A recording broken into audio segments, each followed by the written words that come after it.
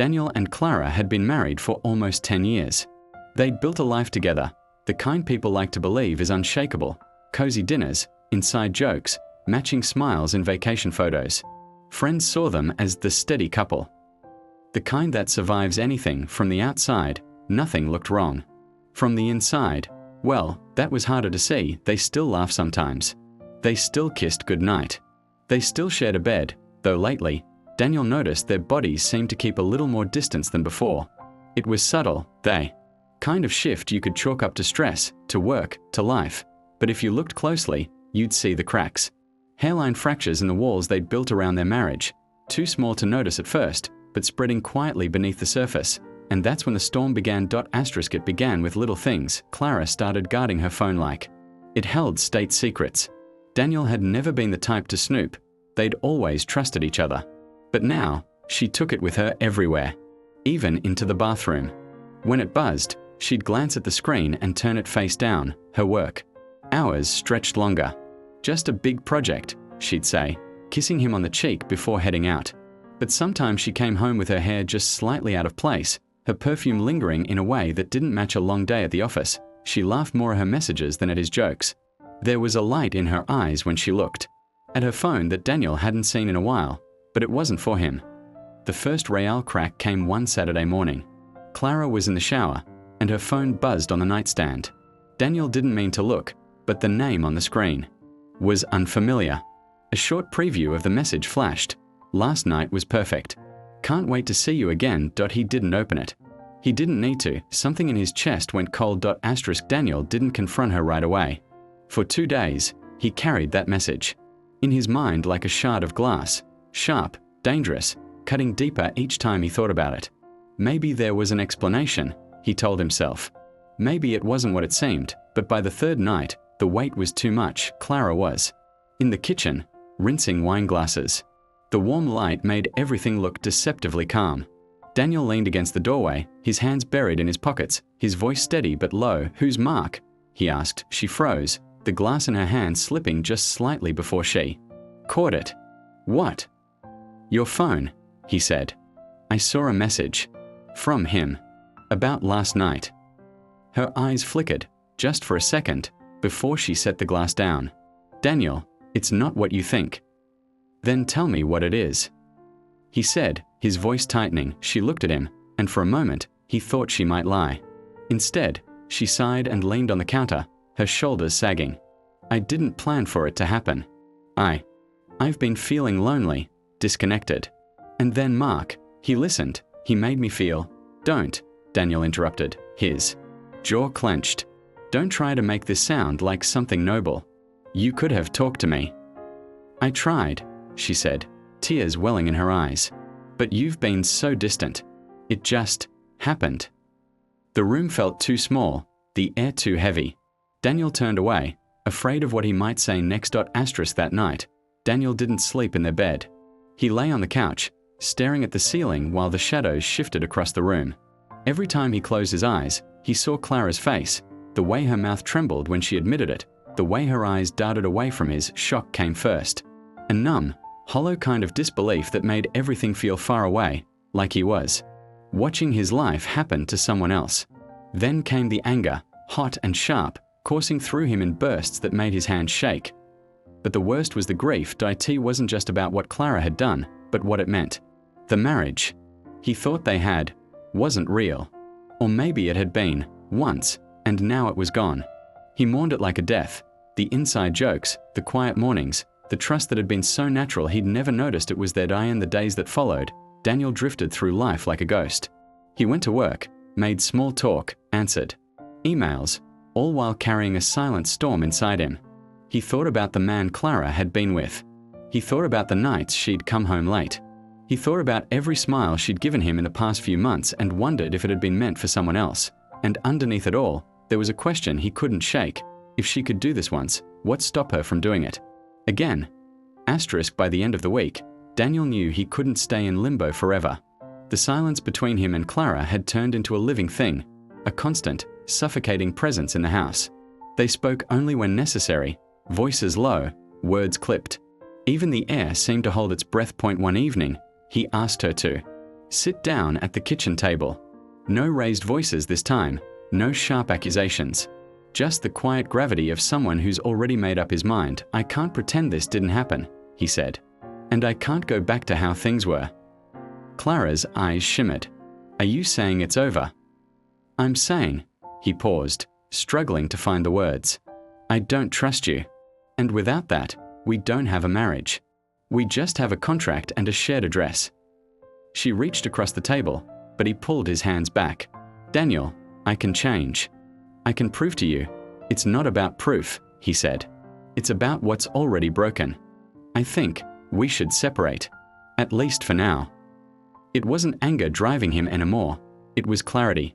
He didn't know what the future would look like, but he knew it wouldn't be built on this cracked foundation. That night, Daniel packed a bag. By morning, he was gone. Daniel didn't expect healing to feel so quiet. There was no sudden moment when the pain disappeared, no cinematic sunrise washing everything clean. Instead, it was slow, like a bruise fading day by day, until one morning he realized it didn't hurt to touch anymore. He rented a small apartment on the edge of town. The walls were bare, the furniture minimal, but the space felt his. In the stillness, he had time to think, not about Clara, or Mark, or the betrayal itself, but about himself. He realized something he wished he'd known years ago. Love isn't enough without honesty, and trust is worth more than comfort. People can survive hard times, but they can't survive secrets. When friends asked what happened, Daniel didn't give them the full story.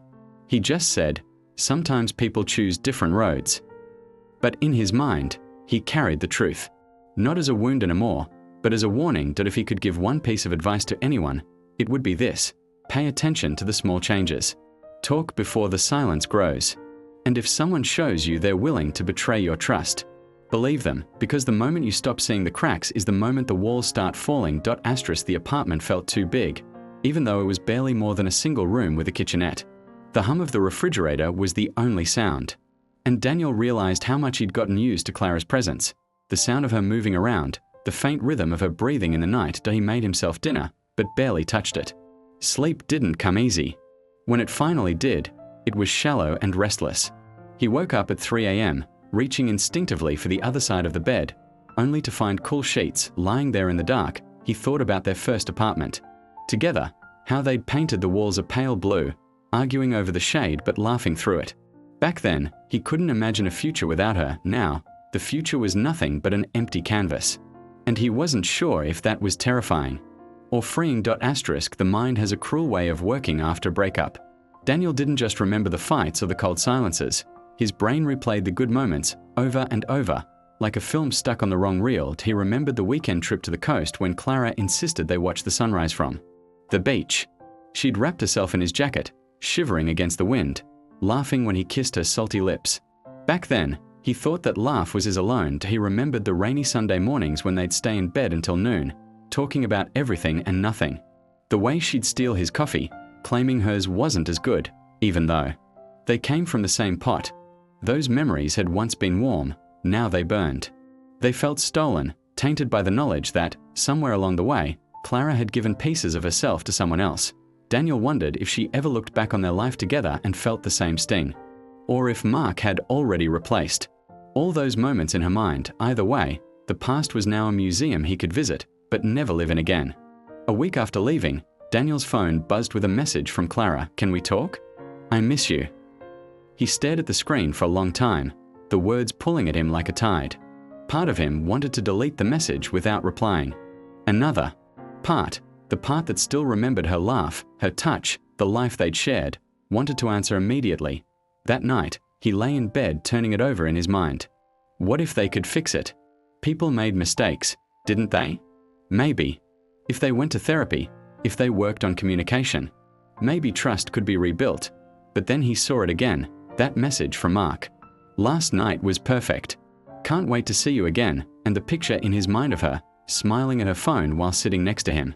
Cut through every fantasy of reconciliation. Daniel realized that wanting her back wasn't the same as trusting her again.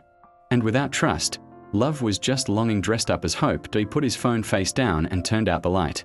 He didn't reply. Daniel wasn't looking for more information, but it had a way of finding him. A mutual friend, unaware of the full story, mentioned seeing Clara at a cafe with some guy.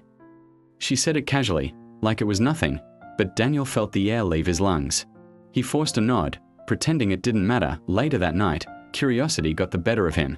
He opened social media, something he'd avoided since the separation. Scrolling through tagged photos, he found one from just a few weeks earlier. Clara and Mark, sitting close, their hands nearly touching. Her smile was soft, almost SHY. Wasn't the image itself that hurt the most. It was the timestamp. The night before, she had come home to him, curling up beside him on the couch as if nothing had happened. He closed the laptop and sat in the dark, the glow of the screen still burning behind his eyes. Every new detail wasn't just a wound, it was salt in the wound. Daniel realized something important that night. The truth has no mercy, and it never comes all at once. It arrives in fragments, each one sharper than the last. It happened on an ordinary Tuesday. Daniel was walking home from work, the late afternoon sun casting long shadows on the pavement. For the first time in weeks, he realized he hadn't thought about Clara all day. The absence of her in his mind felt strange, lighter but unfamiliar, like stepping off a boat after being at sea for too long. His thoughts had been filled with work deadlines, a funny conversation with a colleague, the smell of fresh bread from a bakery he passed. That evening, he cooked himself a real dinner, not just toast or takeout.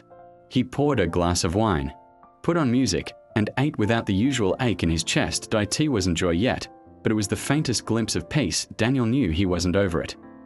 Not by a long shot. But something had shifted. He was no longer standing still in the wreckage. He'd taken a step forward, however small. Maybe the rest of the steps would come the same way, quietly, on days when he wasn't even looking. For them. Daniel started with the little things. He bought a plant for the apartment, a small ficus in a ceramic pot. At first, it felt ridiculous, but watching it catch the morning light made the place feel less like a temporary shelter and more like a home. He signed up for a weekend photography class, something he'd always wanted to try but never had. Time 4. Saturdays became a ritual of walking the city with his camera, noticing details he used to overlook. The chipped paint on an old door, the way sunlight filtered through trees, strangers laughing in cafes. Slowly, his calendar filled with things that were his and his alone. Coffee with friends, long runs in the park, evenings spent reading without checking his phone every 5 minutes. The emptiness in his life wasn't gone, but it was no longer the loudest thing in the room, and for the first time since leaving Clara, Daniel began to imagine a future that didn't revolve around what he'd lost, but around what he could still build. Months later, Daniel found himself at a small art gallery opening downtown. He wasn't sure why he'd come, maybe curiosity, maybe a desire to feel connected to something new. The room buzzed with quiet conversations and the clinking of wine glasses, and then he saw her, Clara, standing across the room, talking with a group of people. She looked different, calmer, perhaps, or maybe just more distant. Their eyes met. For a brief second, and Daniel felt a strange mix of old pain and surprising peace. She smiled, hesitant, apologetic, and he nodded slightly in return. Neither of them moved toward the other. It was a moment suspended in time, a silent acknowledgement that their lives had changed irreversibly, but that they still shared a past that would never fully disappear. Daniel turned away and let himself breathe again. Daniel realized that moving on wasn't about forgetting, it was about making peace. He still thought of Clara sometimes, but those thoughts no longer tore him apart. Instead, they were like chapters in a book he'd finished. Reading. He focused on himself, on rebuilding trust with the people who mattered, on rediscovering what made him happy. Some days were hard, some easier, but each one was a step away from pain and toward hope. He started dating again, cautiously, with a guarded heart. Each new conversation was a reminder that he was still capable of connection, of vulnerability, of love. Life wasn't perfect, but it was his. Looking back, Daniel knew the pain had changed him, but it hadn't broken him. He learned that trust is fragile, and when it's broken, healing takes time, patience, and courage. Sometimes, the hardest step isn't walking away, but choosing to believe in yourself again. To anyone going through something similar, Daniel would say, don't ignore the signs. Don't be afraid to ask the hard questions. And remember, your worth isn't defined by someone else's mistakes. In the end, love is about honesty, respect, and choosing each other every day. If those things aren't there, it's okay to let go, because sometimes the bravest thing you can do is to start over, not just with someone else, but with yourself.